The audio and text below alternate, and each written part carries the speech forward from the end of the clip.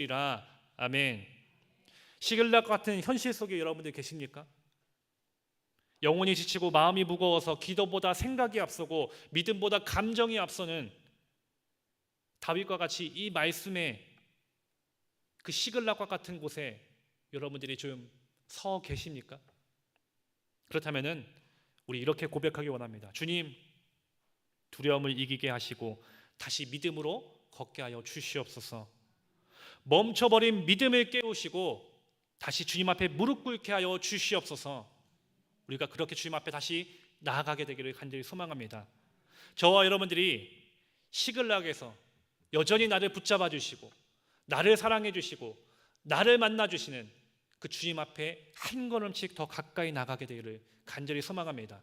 비록 내가 시글락에 있을지라도 언제나 나와 함께 하신다는 그 예수님만을 붙잡는 우리 모두가 되기를 간절히 소망합니다. 두 번째로 이 믿음의 멈춘 자리, 이 시글락은 바로 이 신앙이 잠든 자리였다라는 것입니다. 앞서 언급했듯이 다윗은 마음속으로 생각합니다. 이러다가 정말 사울에게 붙잡혀 죽겠구나.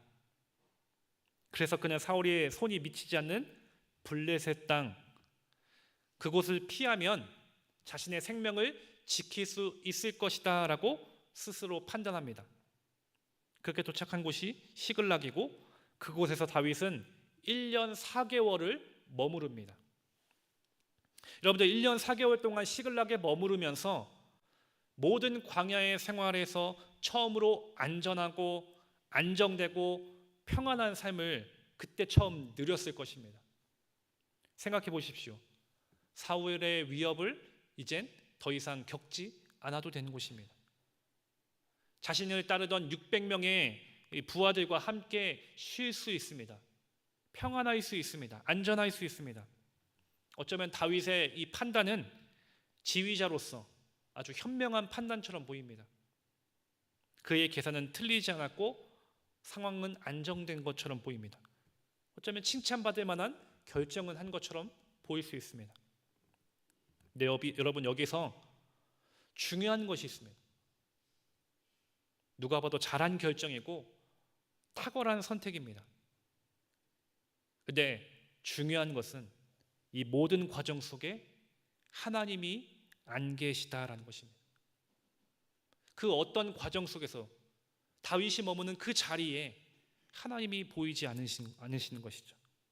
아무리 살펴봐도 다윗이 블레셋 땅으로 가기 전에 하나님께 묻는 장면이 없습니다. 기도하며 간구했던 다윗의 모습이 사라졌습니다.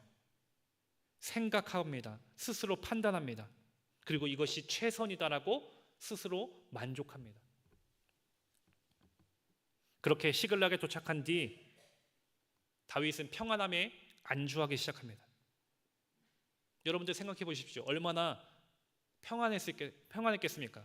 그러다 보니까 하루 이틀 계속해서 그곳에 머무르고 또 머무르고 그곳에 안주하기 시작하는 것이죠. 그러다 보니까 기도하지 않게 됩니다. 하나님을 찾지 않게 됩니다. 하나님 앞에 엎드리지 않게 되는 것이죠. 그 결과 다윗은 결국 하나님의 뜻과는 멀어지는 선택을 합니다. 바로 거짓말을 하는 것이죠. 10절 이하 말씀을 보면은 다윗은 자신이 유다 남방을 침략한 것처럼 블레셋 왕 아기스를 속입니다. 실제로는 이스라엘의 원수들을 공격하고 있었지만 자신의 입지를 지키기 위해 거짓말을 계속해서 반복하는 것이죠. 여러분들 다윗이 하나님의 사람입니다. 하나님의 은혜 가운데 기름 부음 받은 자입니다. 장차 이스라엘의 왕이 될 사람입니다. 그런데 지금 다윗의 모습은 기도 없습니다. 하나님이 없습니다. 그의 모습에는 지금 어떻게든 자신의 생각대로 이 문제를 해결해 나가는 모습만 보입니다. 그 방법이 무엇이냐? 거짓말을 하는 것이죠. 이것이 과연 하나님께서 기뻐하시는 모습일까요? 하나님께서 원하시는 모습일까요? 바로 이것이 신앙이 잠든 자리 시글락에서의 다윗의 모습이었던 것입니다. 어쩌면 오늘 우리도 이런 시글락에 머무르고 있지 않습니까? 이 정도 하면 됐지. 예배는 드리고 있으니까 괜찮아. 그냥 나중에 다시 회복해서 열심히 하면 돼. 어쩌면 저 역시 그런 시간들을 지나왔던 적이 있습니다. 제가 군대 가기 전에는, 그리고 군대에 있을 때는 정말로 제 인생에서 그렇게 뜨겁게 하나님을 예배했던 때가 있었을까 싶을 정도로 정말 항상 하나님 앞에 엎드리고 기쁨으로 찬양하고 항상 교회에 와서 하나님의 은혜 가운데 충만하게 젖어보려고 노력했던 것이 이전의 제 모습이었습니다. 근데 군대 갔다 온 이후 전역하고 나니까, 군대에 있을 때는 정말 힘들지 않습니까? 자유가 없지 않습니까? 근데 전역하니까 자유도 생기고 몸이 평안해지니까 점점 제 믿음과 신앙이 느슨해지기 시작했습니다.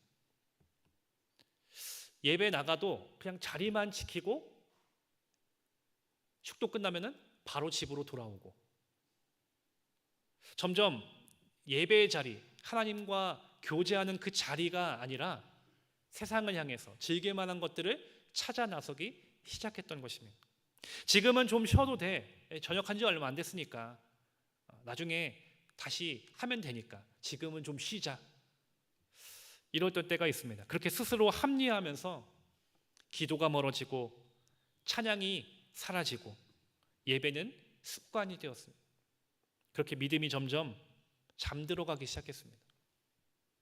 어쩌면 바로 그때 오늘 말씀을 준비하면서 제 인생의 시글락이 바로 그때였던 것 같습니다. 겉으로는 정말 평안했습니다. 자유로웠습니다. 남부러울 것이 없었죠.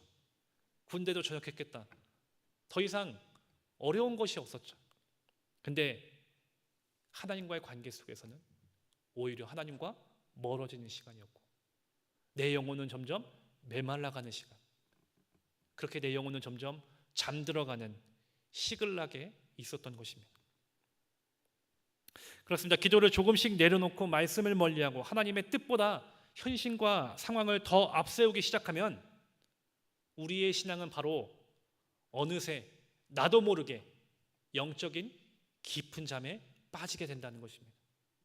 처음에는 분명 믿음으로 시작했습니다. 열정을 가지고 시작했습니다. 그런데 어느 순간 익숙해지고 평안해지다 보니까 그저 자리만 지키는, 그저 습관적인, 영적으로 아무런 감각도 느끼지 못하는, 점점 잠들어가고 있는 그런 모습을 내 스스로 발견하게 된다는 것입니다. 유진 피터스 목사님의 책 다윗 현실에 뿌리 내린 영성이란 책에 보면은 다윗의 생애를 통해 우리의 위기 속에서 하나님을 절박하게 찾지만 평온할 때는 오히려 하나님의 임재를 놓치기 쉬운 존재임을 그 책을 통해서 알 수 있습니다. 위기 가운데 있을 땐 정말 하나님 앞에 간절하게 부르짖습니다. 왜냐? 하루하루가 정말 지옥같이 고통스럽고 괴롭기 때문인 것이죠. 하나님의 도움이 없이는 단 한순간도 살 수 없을 것 같이 느껴지기 때문인 것입니다. 그런데 막상 시글락, 평안하니까, 안전하니까 마음이 어떻게 됩니까? 하나님의 음성에 귀를 닫아버립니다. 기도하지 않게 됩니다. 하나님을 찾지 않게 되는 것이죠. 오늘 우리 역시 그런 모습이 내 안에, 지금 우리 안에 있을 것이라고 생각합니다. 위기 상황 속에서는 하나님을 간절하게 붙잡지만 정작 지금 평온할 때 점점 하나님과의 관계 속에서 무뎌지고 있는 나의 영적인 모습들, 기도는 줄어가고 예배는 형식이 되었고 하나님의 말씀은 들리지 않는 시글락과 같은 자리, 혹시 여러분들 그런 자리에 서 있지는 않습니까? 이런 모습을 성경 속에 또 한 사람에서 찾을 수 있습니다. 바로 엘리 제사장이죠. 사무엘상 3장에서 하나님은 어린 사무엘을 부르셨습니다. 사무엘은 그 음성이 누구의 것인지 알지 못해서 3번이나 엘리에게 물어봅니다. 그랬을 때 엘리는 그제서야 이렇게 말합니다. 사무엘상 3장 8절에서 여호와께서 이 아이를 부르신 줄을 엘리가 깨달은지라. 평생 성막에서 제사를 드리며 살아왔던 제사장이었습니다. 그런데 하나님의 음성을 분별하지 못하는 영적인 깊은 잠에 빠져 있었던 것이 엘리의 모습이었습니다. 여전히 직분을 가지고 있었고 성막 앞에 있었습니다.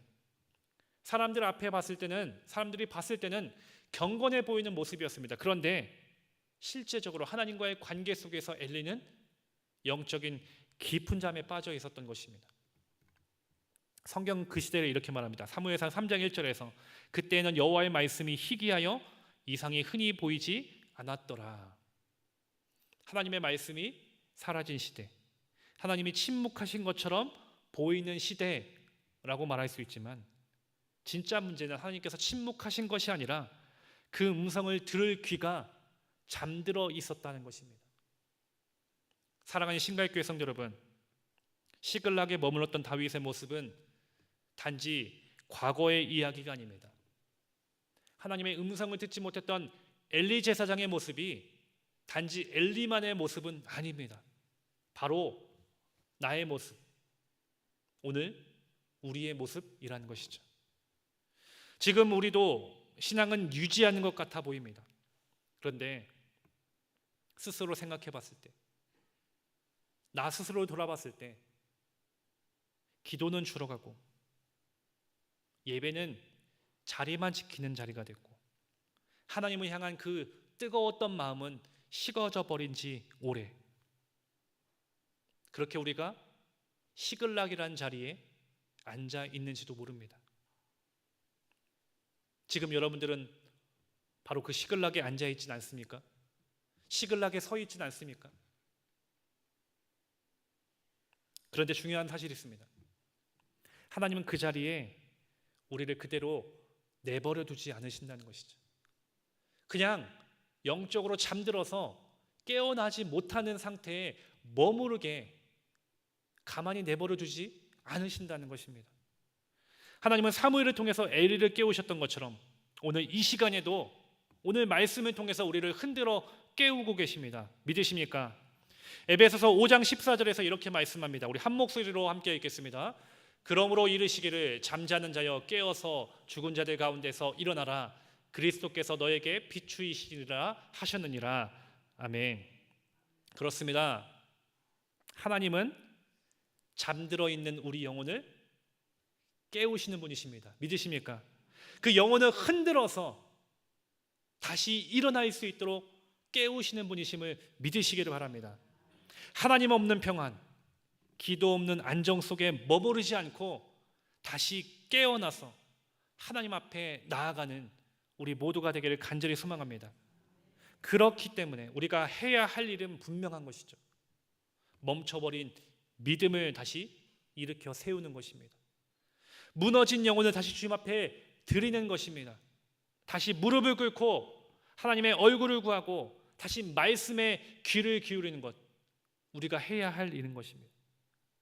그렇게 다시 하나님 앞에 나아갔을 때, 다시 우리의 영혼을 깨어나갈 때 감각이 없었던 그 예배가 다시 살아나고 기도가 다시 뜨겁게 태오르고 우리의 영혼이 다시 하나님 앞에 믿음으로 깨어나게 될 줄 믿습니다. 중요한 사실 또 하나 있습니다. 우리가 아무리 깨어나기를 원해도 우리의 힘만으로, 우리의 의지만으로는 그렇게 일어설 수 없습니다. 멈춰버린 믿음을 다시 일으키고 세우실 분, 바로 예수님. 예수님이 우리와 안에 함께 계시면, 우리와 함께 하시면, 우리가 그 주님과 함께 나아가면 지금은 비록 열정이 없는 것처럼 여겨지고 하나님과의 관계가 끊어진 것처럼 여겨지고 시글락과 같이 잠들어 있는 것처럼 느껴진다 할지라도 그 주님의 앞에 나아가고 그분의 이름을 부르짖고 십자가에 엎드렸을 때 주님은 다시 우리를 회복시키시고 다시 세워주시고 다시 믿음의 길로 나아가 수 있도록 은혜 허락해 주실 줄 믿습니다. 그러므로 우리 사랑하는 신갈교회 성도 여러분, 지금 혹시 내 안에 신앙의 나태함 속에 사로잡혀 있다면, 기도가 멈춰져 있고 예배가 습관이 되었고 사명이 잠들어 있다면 오늘 이 말씀을 통해서 다시금 우리의 영혼이 깨어나는 그런 시간이 되기를 간절히 소망합니다. 그리고 다시 말씀의 자리로, 기도의 자리로, 예배와 봉사와 사명의 자리로 나아가기를 원합니다. 그래서 여러분들 한 주간 작은 것부터 다시 우리의 믿음을 회복해 가기를 소망합니다. 하루 10분, 작은 시간이지만 말씀 앞에 머물러 보고, 하루 5분 정도 조용히 눈을 감고 하나님 앞에 기도해 보는 시간, 그리고 무엇보다 예배 자리를 사모하는 것. 수요 예배, 금요 기도회, 새벽 예배, 주일 예배는 물론이고 주일 저녁 예배, 그 예배 자리를 하나하나 다 사모할 수 있는 그 자리를, 은혜의 자리를 놓지 않기로 결단하는 우리 모두가 되기를 소망합니다. 이런 작은 순종의 걸음이 멈춰져 있던 우리의 믿음을 다시 일으켜 세우고 잠들어 있던 우리의 영혼을 다시 깨울 줄 믿습니다. 그리고 바로 그 자리가 우리 안에 흐릿해진 신앙의 야성을 다시 깨우는 자리가 될 줄 믿습니다. 이제 말씀을 정리하겠습니다. 때로는 우리는 다윗처럼 지친 마음과 두려운 상황 속에서 하나님께 묻지 않고 내 스스로 판단하여 결정할 때가 많을 것입니다. 그 결과 다윗처럼 우리도 시글락이라는 곳에 머무릅니다. 믿음이 멈춰버린 자리, 신앙이 잠들어버린 자리, 평온해 보이지만 영혼은 메말라가는 그 자리 말입니다. 하지만 하나님은 그 자리에서도 여전히 우리를 기다리시고 우리를 찾으시고 우리를 만나기를 원하신다는 것입니다. 그러니 우리 사랑하는 신과일교회 성도 여러분, 혹 내가 신앙이 정말 예전 같지 않다고 잠들어 있다고 낙심하지 마십시오. 멈춰선 자리에서도 다시 시작할 수 있습니다. 하나님이 만나 주실 것입니다. 하나님이 다시 그 잠들어 있는 우리의 마음을 일으켜 세워 주실 것입니다. 그리고 우리의 손을 붙잡고 믿음의 길로 함께 가 주실 것입니다. 오늘 하루 또 이 한 주 그 믿음이 회복되고 예배 감격이 회복되며 기도의 열정이 뜨겁게 살아나는 우리 모두가 되기를 간절히 축원합니다. 기도하시겠습니다.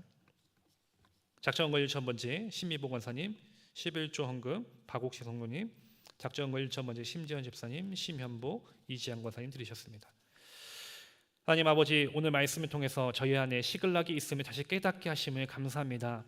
눈에 보이는, 평안해 보이는 것에 안주하며 기도하지 않았고 주님의 뜻보다 내 생각과 내 감정을 따랐던 저희의 모습들을 다시금 깨닫고 고백합니다. 주님, 시글락에 머물며 잠들어 있었던 우리의 마음을, 우리의 믿음을 다시 흔들어 깨워 주시옵소서.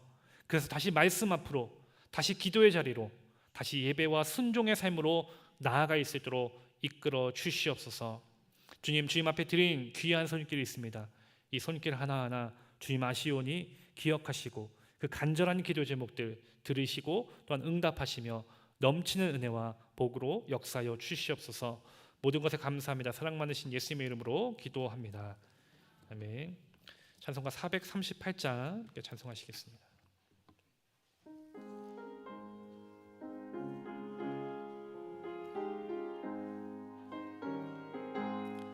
내 영혼이 은총 입어 중한 채집 벗고 보니 슬픔 많은 이 세상도 천국으로 와도다.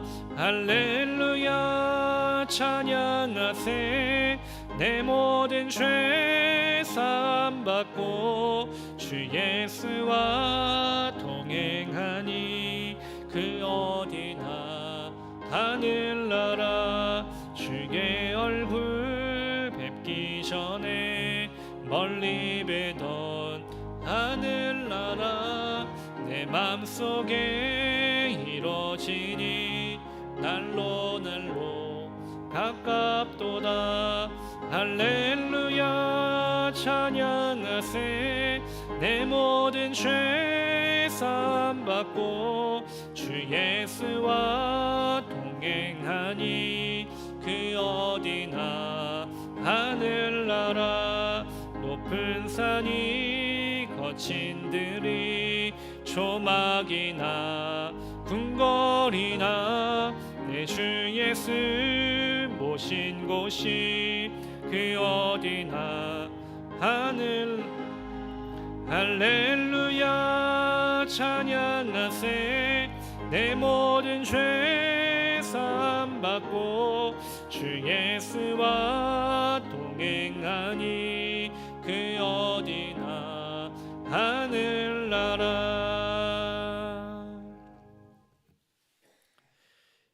이제 우리를 죄와 사망에서 구원하신 예수 그리스도의 놀라우신 은혜와 독생자를 아낌없이 내어주신 하나님 아버지의 무한하신 사랑하심과 우리를 진리 가운데로 인도하시는 성령의 감화감동 교통하심이 믿음이 멈춘 자리 시글락에서 끝까지 나를 사랑하시고 또한 나를 새롭게 하시며 나의 믿음을 다시금 흔들어 깨우시는 그 주님만을 바라보고 따르기로 결단하는 여기에 모인 주님의 백성들 머리 위에 가정과 직장과 사업장과 삶의 모든 순간순간 위에 지금부터 영원까지 함께 하시옵기를 간절히 축원하옵나이다.